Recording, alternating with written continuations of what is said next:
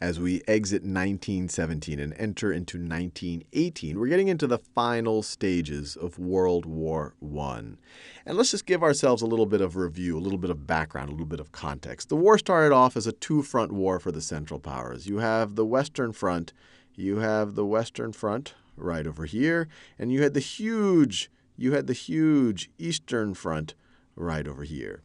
By 1917, the major conflict on the Eastern Front, especially with Russia, which was the major power there, had come to an end. You had a February Revolution in Russia.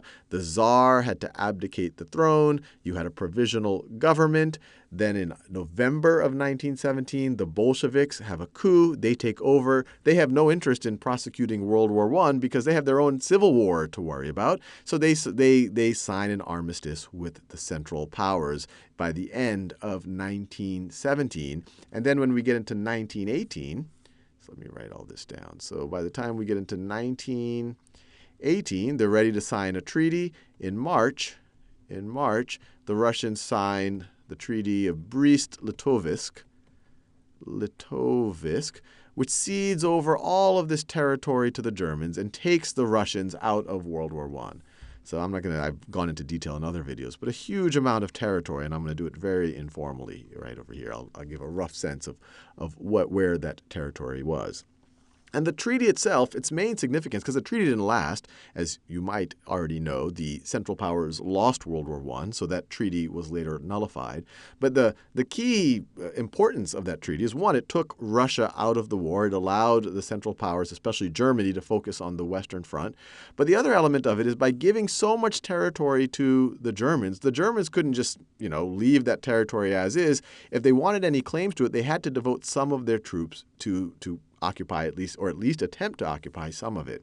So even though it was a huge opportunity, and the Germans were able to after the treaty, or even before the treaty, after the armistice, they were able to start bringing many more of the Eastern Front troops over to the Western Front. They didn't bring over as many as they could have because they left some to attempt to occupy some of the territory that had been gained on the Eastern Front. But if you view things from a German perspective at this point, March 1918, you're going to be feeling pretty good. You were holding your own in a two-front war now, and you thought at one point you thought Russia was the major threat there. That threat is gone. You can now focus on a one-front war. Maybe you should be able to kind of put the decisive blow against the Allies now. And that is how the Germans felt. But they were worried about a couple of things. They were worried about the British industrial capacity and the Allied industrial capacity that was stronger than the Central Powers, and so the British could produce more tanks and more guns and more weapons. So it was a race against that. And there was also a race against significant American entry. Remember, in April 1917, Woodrow Wilson gives a speech to Congress. They declare war on the Central Powers.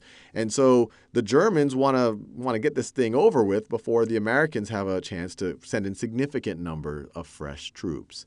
So in March 1918, not only do you have the Treaty of Brest-Litovsk, you also have the beginning of Germany's attempt to deal that decisive blow to the Allies, and it's known as the Spring Offensive.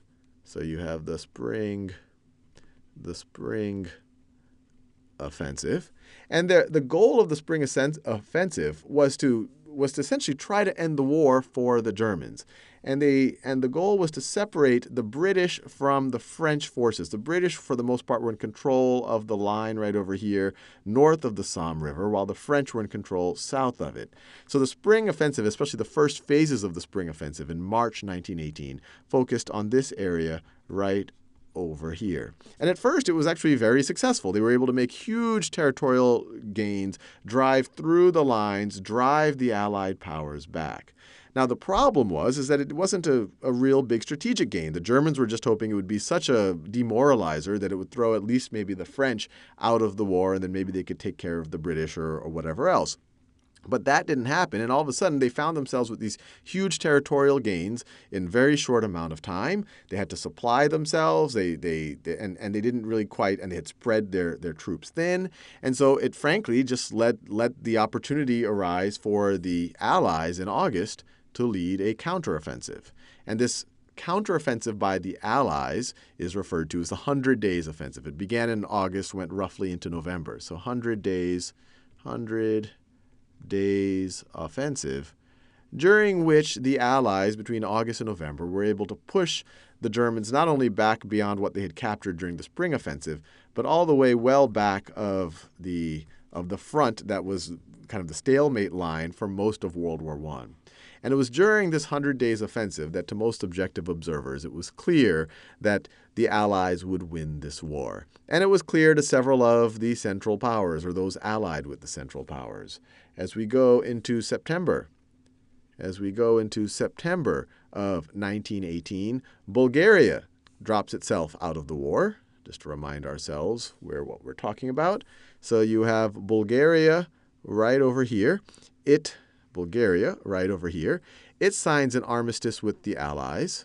So you have armistice. I'll use a little peace symbol for armistice. Armistice is just the fighting has stopped. You still, in theory, could be at a state of war. So maybe I shouldn't do the peace symbol. I'll just write armistice. Armistice with Bulgaria.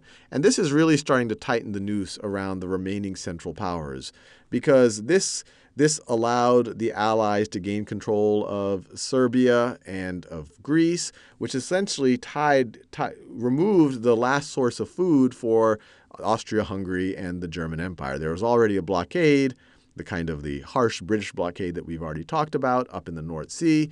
And so their last source of food was from the south, but now with Bulgaria signing an armistice and ceding over territory, now the stranglehold was really coming into effect. Now, by October, and remember, at this point, it was reasonably clear, and even by this point, even clear to the German people, that the war was pretty much done for, and they're just waiting for their leaders to make it official. Several of the leaders of the German Navy want to do this last-ditch, what could easily be considered suicidal offensive against the British Navy. And as they're planning it and the sailors catch wind of it, they mutiny. They revolt. They say, hey, look, the war is over. We're not going to die in a futile attempt to just kind of for pride or whatever else. And so you have a naval mutiny begins. Naval mutiny, and eventually this spreads to the mainland and leads to revolts and revolutions. So revolution in Germany. And this culminates in November 9th, famous date in history, November 9th, 1918. You essentially, the Kaiser Wilhelm II, right over here. Let me make sure you see his picture. This is him right over here. Kaiser Wilhelm II is forced to abdicate, give up his throne. He flees to the Netherlands. And on November 9th, 1918, Germany is declared a republic. So Germany no longer has a king or an emperor in charge. Germany becomes a republic.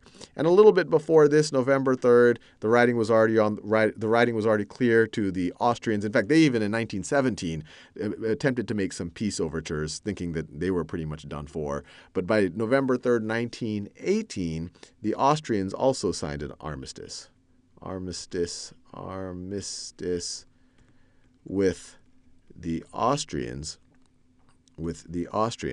And with the Kaiser Wilhelm II fleeing to the Netherlands, Germany becoming a republic, this sets up the armistice finally with Germany on November 11th. And this is one of the most famous dates in history, known for a long time in the U.S. as Armistice Day. And so it was November 11th, 1918, and it was actually 11 a.m. So you might remember the 11th hour of the 11th day of the 11th month. War, or World War I, or the fighting in World War I, was over, with the Allies victorious and the Central Powers losing it. And the terms of what would happen for those that lost and those that won would be dictated by the Treaty of Versailles. In 1919, the terms of which were finally finalized about 6 months later. So this is June. You have the Treaty of Treaty of Versailles, which incidentally, this is like one of those little footnotes in history, the Americans did not actually ratify it, mainly because it had the League of Nations in it, which was this, which was this project of Woodrow Wilson, but the American people and the American Congress was not a fan of this whole, transnational government League of Nations things.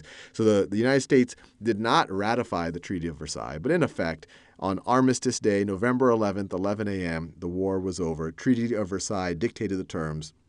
Many would argue overly harsh terms of the Treaty of Versailles, and we're done with World War I.